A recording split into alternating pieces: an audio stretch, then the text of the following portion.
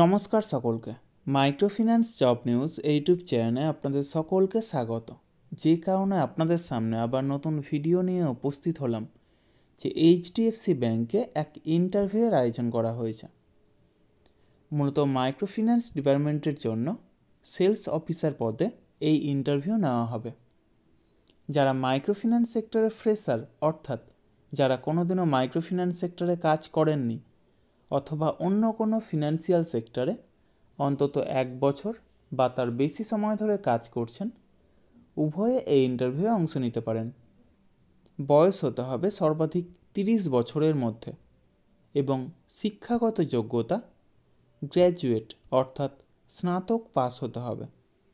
তবে উচ্চশিক্ষাগত যোগ্যতা থাকলেও আপনারা এই কাজের জন্য আবেদন করতে পারেন। এই কাজের জন্য এক আকর্ষণীয় বেতন প্রতি মাসে 16,000 থেকে সর্বাধিক 24,000 টাকা পর্যন্ত বেতন নির্ধারণ করা হয়েছে এবং সেই সাথে প্রচুর পরিমাণে incentive, PF, ESI, mediclaim, travel allowance সহ যাবতীয় সুযোগ সুবিধা রয়েছে।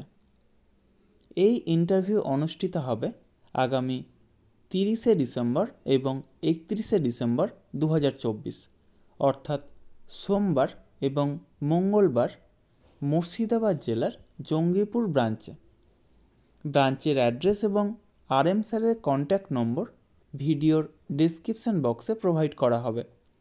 আপনারা কন্ট্যাক্ট করে অথবা সরাসরি সেই ব্রাঞ্চে গিয়ে উপস্থিত হতে পারেন।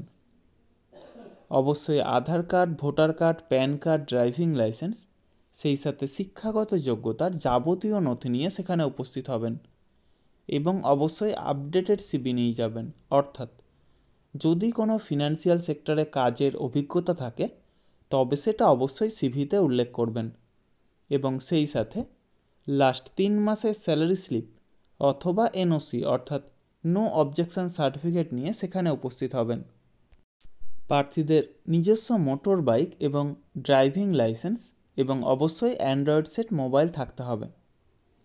মাইক্রোফিন্যান্স সম্পর্কিত এইরকম কাজের জন্য আপনারা কাউকে কোনো রকম টাকা দেবেন না।